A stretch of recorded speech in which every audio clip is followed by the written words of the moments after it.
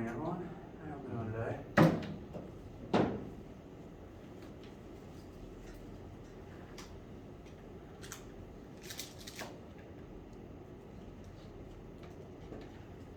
Well, as I hinted at, okay, it's weird. Everything, the pages that aren't loading are WebAssign and Brightspace, which are kind of a problem. Are you guys encountering a similar issue? Like if you tried to access Brightspace today? Yeah, my Brightspace isn't working. Weird and unhelpful for what I was specifically trying to do today. Oh well.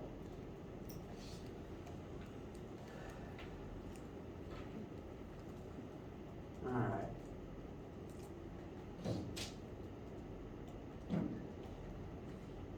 School is not coming. Why wouldn't WebAssign work?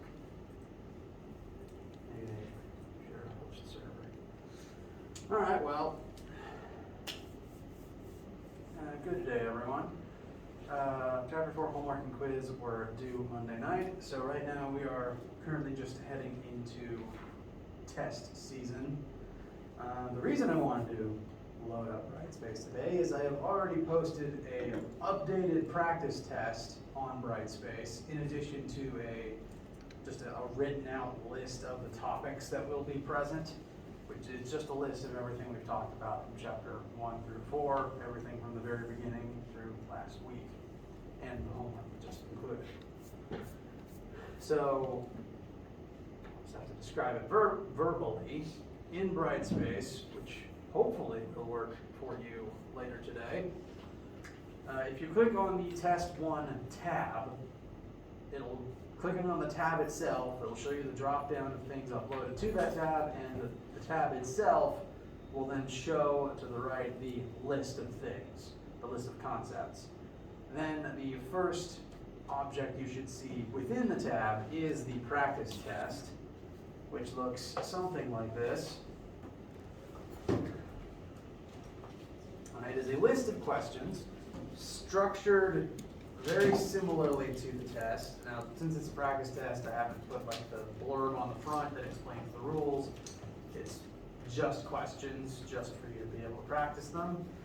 And as I've tried to mention in the past, I do write the test first, and then I write the practice questions to go along with it. So I can definitively state that the content of this, the concepts needed, the formulas used, the logic required, is the same stuff that you'll see on the test.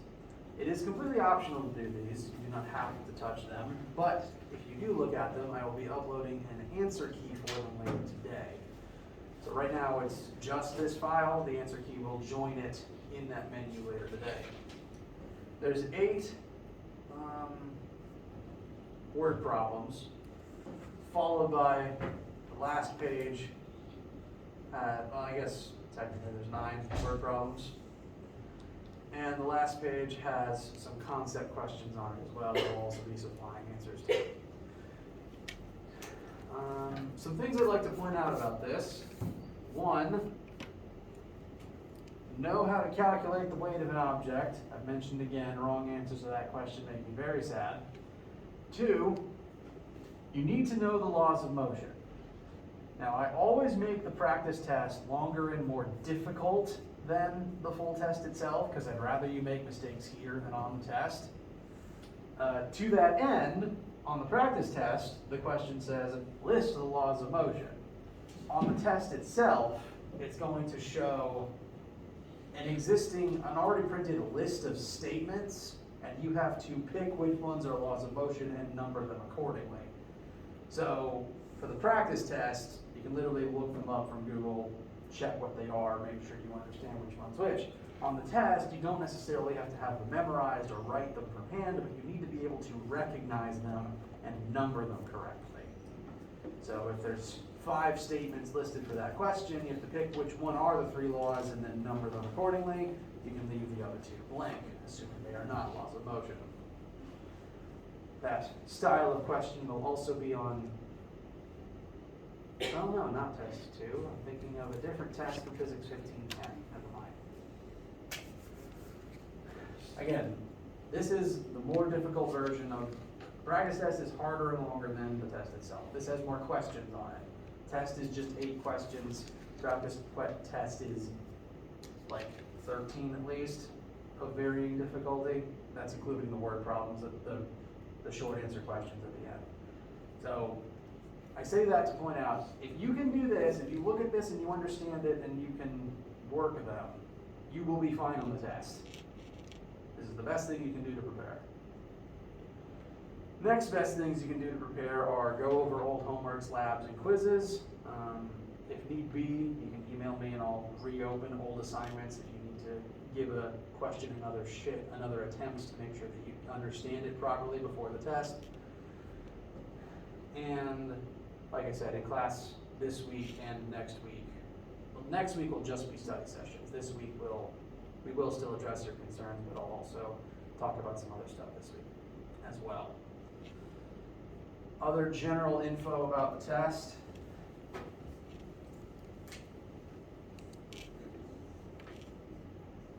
There are 105 points worth of question on the test.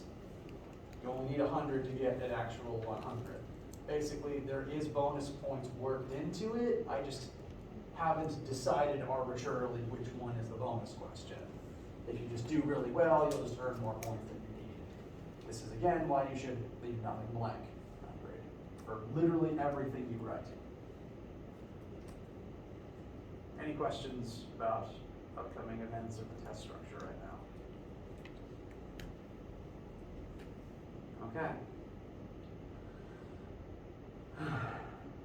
Well,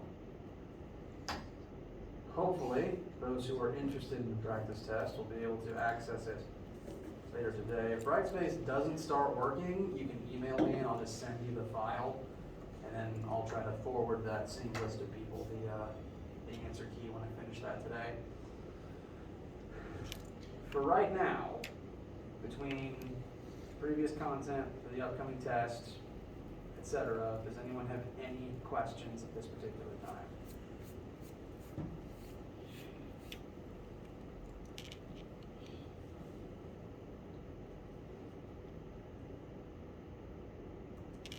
Okay. Well,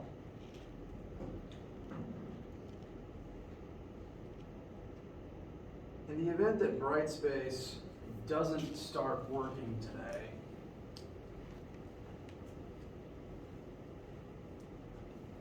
again, if you email me, I can send you the file. In case it doesn't start working, I'm going to write down that list of things to study and be familiar with, just so that you can copy it for your own records in case Brightspace doesn't start behaving.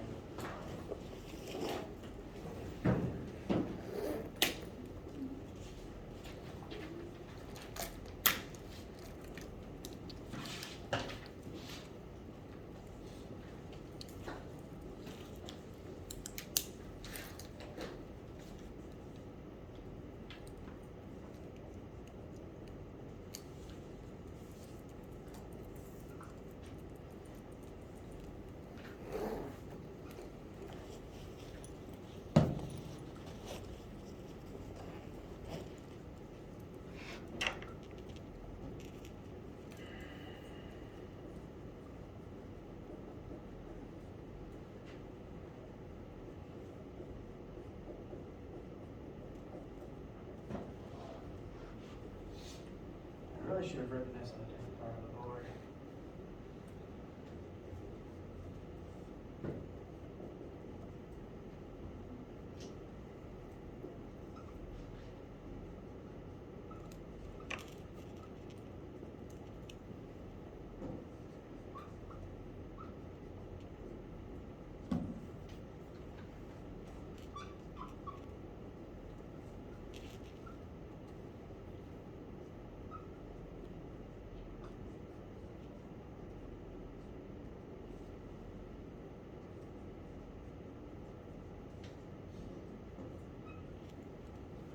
Okay, so this should summarize the list that will hopefully be visible today. It's just a list of everything we've talked about from beginning till now. This is not representative of like the number of questions. I'm telling you there's 8 questions on the test, and a single question will utilize like a couple of these each, because it's kind of hard to, well, vectors and scalars applies to pretty much everything we studied. So a single question will utilize multiple concepts like how it does in the homework. At the very beginning of the course, we remind ourselves of the metric system and unit conversions. I should also have listed trigonometry and subpatella up there. I apologize. Vectors and scalars know which variables are vectors and have to be treated as vectors. Those first 3 vectors were displacement, velocity, and acceleration. Be familiar with their definitions and the formulas that we utilize for them, namely those first 4 ones, the Fantastic Four. Chapter 3 is when we started working with vector addition, 2-dimensional vectors using trigonometry to break a vector down into its xy components, adding vectors together by adding x to x and y to y. And we also discussed projectile motion, which specifically is the motion of any object as it is in the state of free fall. I'm amazed I caught that. Anything is falling as long as it is moving through the air through only the effect of gravity. So if it's moving upwards, it's still falling as long as it doesn't have strings, a parachute, or a rocket attached. So that was chapter 3. Chapter 4 is what we've been doing the past 2 weeks, as we've been talking about force and Newton's laws. Those 3 laws were law of inertia, F equals ma, and action-reaction. The 4 types of force that we discussed the past 2 weeks: gravity, specifically weight from planet Earth; normal force, the force that surfaces exert outward as a reaction to being pushed inward; friction, which happens when 2 objects touching try to slide across one another; and tension, which is the force a rope exerts inward on both sides. Be familiar with all 4 of these types of force and rest comfortable in the fact that they can all be added together normally because they're all forces, therefore they're the same thing, and you can add them even if they're technically from different sources. Pulleys and ramps simply refers to questions that involve pulleys and ramps. Pulleys exist simply to change the direction of tension and ropes. It's still the same rope, it still pulls equally on both sides. It's just it changes the direction. Ramps, well, the main thing to remember about ramps is that they change the direction of normal force. Since normal force always has to be perpendicular to the surface creating it.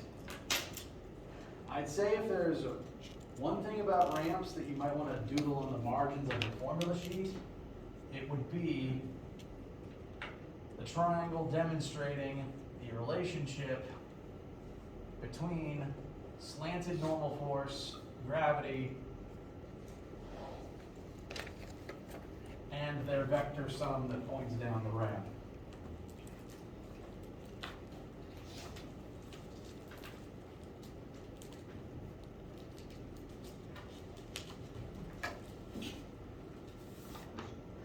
At the risk of spoiling things, I promise you, you will need to be able to remember that triangle. Or you will need to have it doodle on your formula sheet.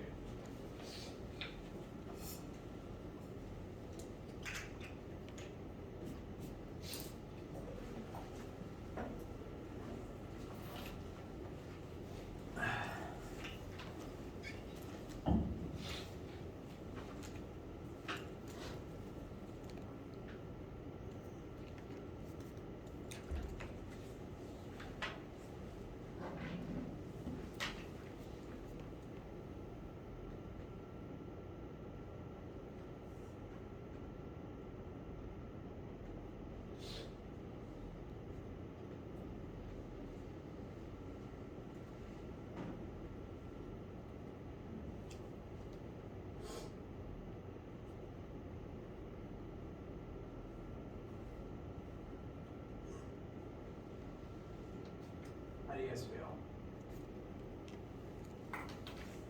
So is fair. I know I asked this in 5 minutes, but any questions?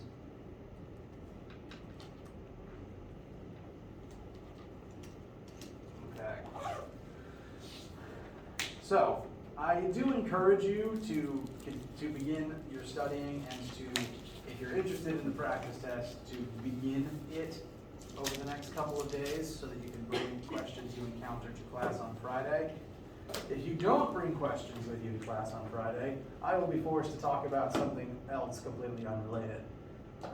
I have plans for that. I'm not just going to make things up. I'm just informing you that if you don't bring things to ask me about, I'm going to start introing Chapter 5, which obviously we have to cover it. It's just not on the upcoming test, which is my encouragement to you to bring questions.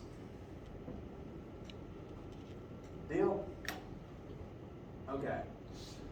We'll spend a little bit of time today, at least, again, this is not test material. I'm just going to try to connect what we've already learned to intro what we'll be talking about next. We're not officially starting Chapter 5. This is not on the upcoming test. This is just a sneak peek and attempting to try to tie it into things you observe your whole life. Chapter 5, we will officially cover this starting after the test. Chapter 5 is going to be about concepts related to work, energy, and power. And energy is, speaking as a physics professional, energy is really weird. It's not as weird as magnets, but it's still pretty weird. We're talking about energy here because you need energy to do pretty much anything, and that includes exerting all the different types of forces we've talked about. If you push on anything, that takes energy, and that's what the idea of work is going to be. The physics definition of work is using energy to exert force and to do stuff. And so technically, if your parents or guardians ask you if you've done your work yet, if you exert force and move something around, yes, you've done work.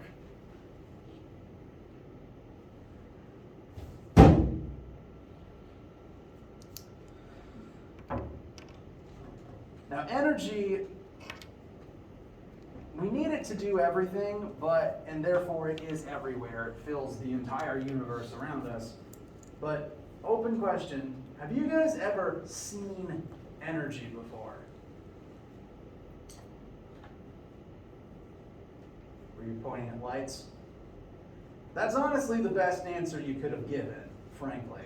That's a thank you for that. So, light is definitely the closest thing that we can describe to seeing or detecting energy in any way, shape, or form. But light is technically separate from energy. What energy is, and this is the thing that I wanted to introduce now since it's a weird concept to describe,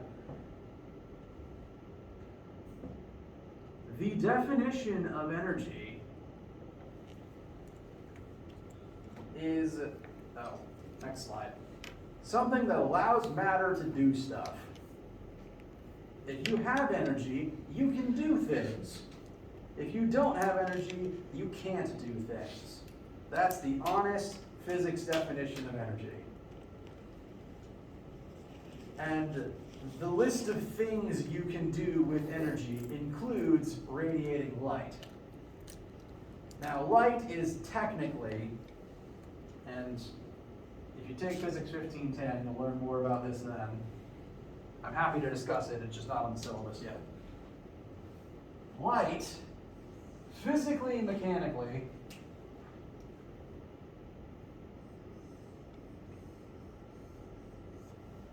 is technically an E wave and a magnet wave, electric field wave and a magnetic wave oscillating together at once in the same direction through space.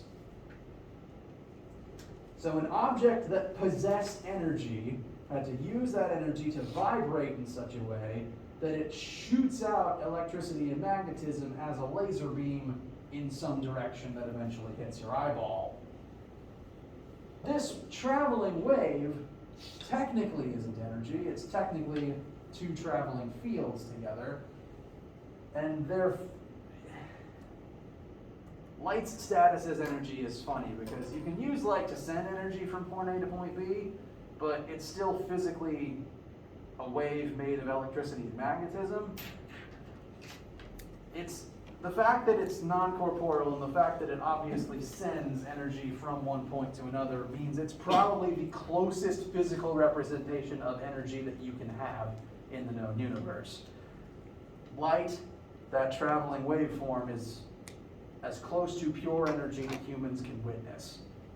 But other than light, you can't really detect energy by just looking at something. Like, you can see something moving, but you can't see the joules it possesses. You cannot see the calories stored within it. Does that make sense? So you only really see what something is doing with energy. We don't technically know what it is, we just know that when things have it, they do stuff. In the case of lightning and anime characters, they tend to glow when they have energy, because they're literally radiating it outwards as light. But again, technically the light is them giving off energy, that's a separate issue. If you look at a train that's moving, it is moving, you can see it moving, you can tell it has some amount of energy that allows it to move, you just don't see the energy itself. You just see what it does with the energy. And technically even the glowing of lightning is just something that matter is doing while it has energy. The light is a byproduct that just sends energy somewhere else. Energy is weird, is my main point here. It's weird, it's mysterious, and it's hard to directly observe as a result.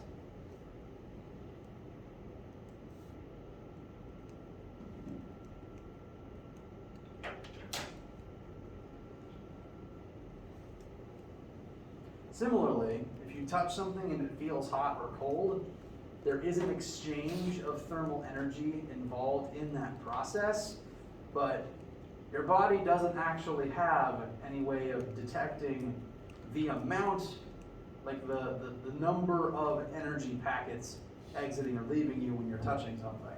All your body can detect is the rate of energy loss or the rate of energy gain.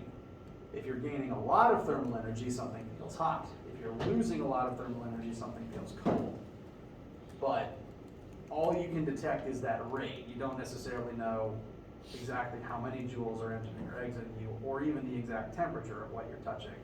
You just know energy flow rate. So as a result, energy is very weird and hard to quantify. We're going to attempt, but it is very strange, just full disclosure.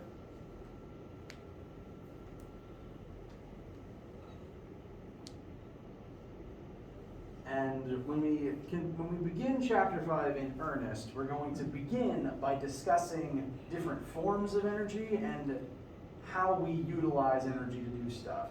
Mostly like physical energy, mechanical energy, like how you use your muscles to move objects around, or how, cars use energy to specifically just make themselves move. We're going to start with the big observable mechanical forms of energy, and then as the course goes on, or as you take Physics 1510, we'll expand into looking at more weird and esoteric forms of energy like light and lightning and heat and stuff. But after this test, once we begin chapter 5, that's going to kind of begin the weirder part of the course, where things become slightly less tangible. Because energy, again, is very weird and hard to directly observe. And from that point on in the course, things are going to get weirder and more abstract. Doesn't mean I'm going to explain all of them in full. It's my job to make sure you understand them. I'm just telling you that ahead of time. Cool? All right. Any questions about any things thus far? All right. Well, that's really all I want to introduce about chapter 5 for right now, because I don't want to put formulas in your head that you're not going to use for the test if I don't need to. So we can break here for today if no one has any specific questions. I'll be in here just waiting for my next class, so if you have questions that you just rather ask one-on-one directly, I'll just be up here and talk about your way out. And if you don't, I'll see you for lab today or lecture Friday. Bring questions to lecture on Friday, or else I'll talk